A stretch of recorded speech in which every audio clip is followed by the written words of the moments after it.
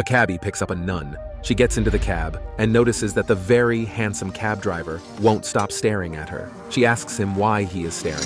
He replies, "I have a question to ask you, but I don't want to offend you." She answers, "My son, you cannot offend me. When you're as old as I am and have been a nun as long as I have, you get a chance to see and hear just about everything. I'm sure that there's nothing you could say or ask that I would find offensive." "Well, I've always had a fantasy to have a nun kiss me."